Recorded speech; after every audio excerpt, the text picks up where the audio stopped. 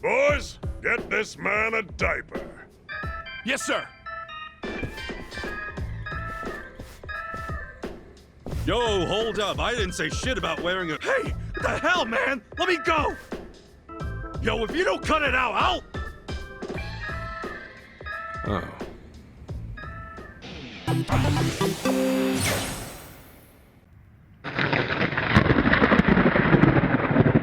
Loser's Quest! Welcome back to 1 month later. Once again, it's your boy Rusty. Now today we're going to talk about some Yakuza, Like a Dragon. Now let me start by admitting that as of this recording, I have not completed the game. Boo! Whack ass fool! Hey! Who the hell is yelling? This video gets like freaking 5 views. I don't need this shit. Alright, now we're back on track. This will be my impression so far. I don't know when I'll finish the game, with Cyberpunk being out and other Loser's Quest videos needing to be finished. It didn't help that I spent so much time playing with some Dwarf game and Destiny 2. That stole a couple hours. That's on me. And also, before starting, I did play this game in English. None of that the OG voice acting is better and meant to be played in Japanese. Dub over sub. None of that weeb shit over here. I'll fight you on that shit. There's no weeps in Loser's Quest. Believe it. And also look out for the Sauce anime video coming soon. Now finally, back to some Yakuza Like a Dragon.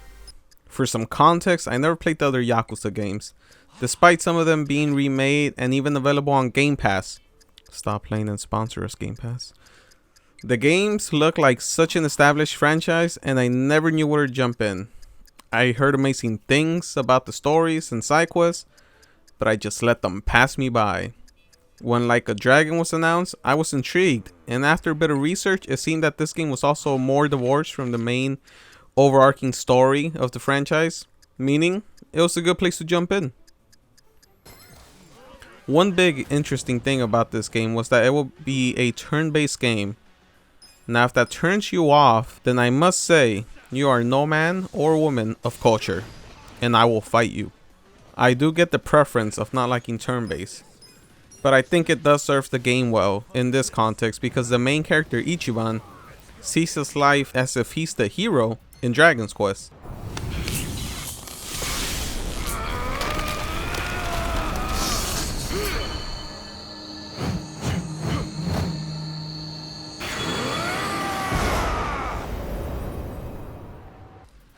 Which is also available in Game Pass, just saying.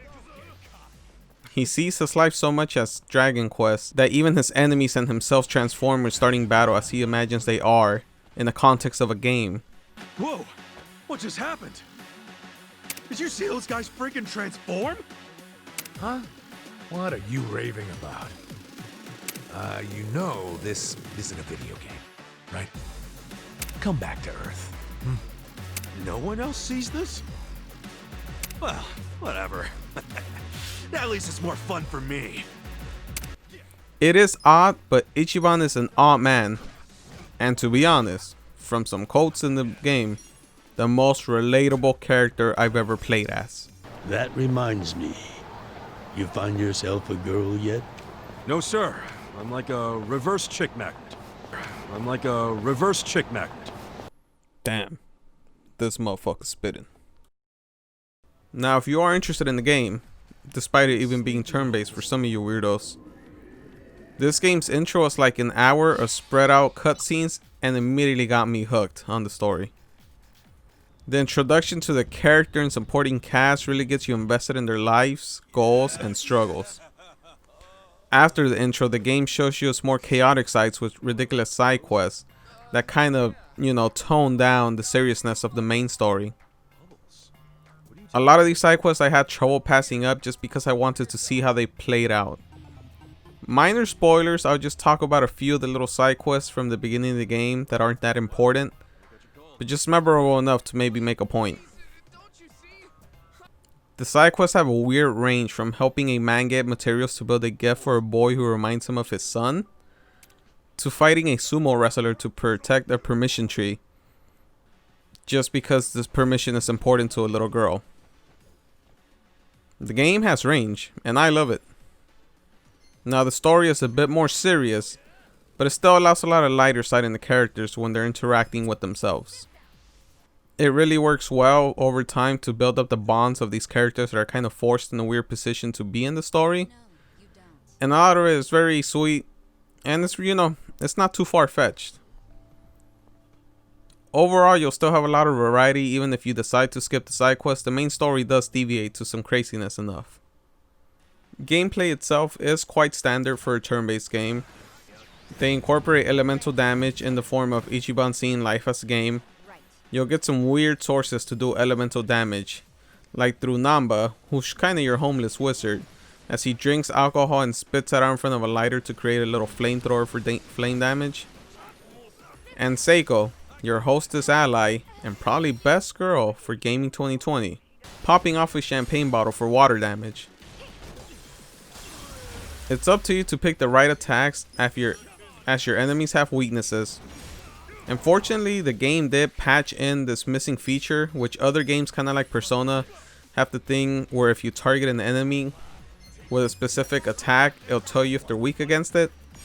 The game didn't have this at launch, but it was patched in 2 weeks later, which thank God, because it's really helpful because there's so many different enemy varieties. It's hard to keep track of who's weak to who.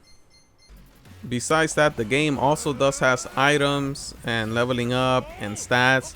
Even it has summons, and the summon is weird. It's through an app and you'll get some very, very, very odd characters.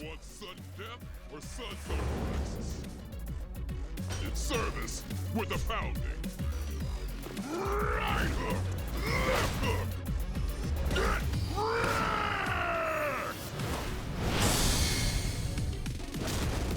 Thanks for calling Pound Me. Now, I do feel weird talking about a game I haven't finished. I feel weirder critiquing it. I will finish the game because I need to see how it ends. But I'm not sure when I'll do that and if I'll have an update to this video. The game is amazing and it's hovering the 8 and 9 territory for me. It's hard to pinpoint it since I haven't finished. I don't know how it ends, obviously. But I can't see the ending sinking my thoughts of this game so harshly, unless it goes beyond the weird route where Ichiban changes his last name to, I don't know, you guess something, and fights all of the Sith or some weird shit like that. Now, just some little pick-me-up. I know this isn't the best review since it's incomplete and it's not very thorough, but that's just because I haven't touched everything. And I'm still playing as I'm editing this. I'm still playing as I'm recording for some of this. And it's just kind of, you know what? I overcommitted to a giant RPG. I knew it was an RPG, but I wasn't sure how many hours it was. And then once I found out, I just couldn't commit the time. Mostly my own fault for doing other shit. So after this review, I'm probably gonna work on other games, maybe even older games, so they won't even be 1 month later. I got some oldies but goodies that I want to replay, and I'll pop in here and there when the shorter game's coming out.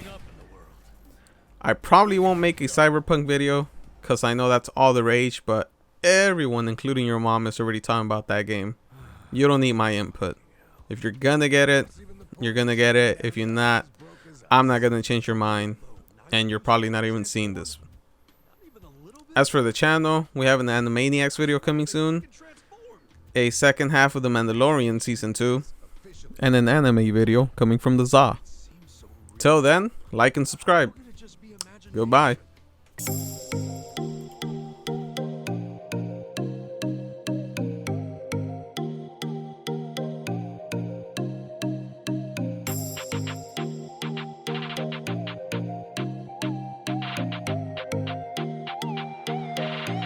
What?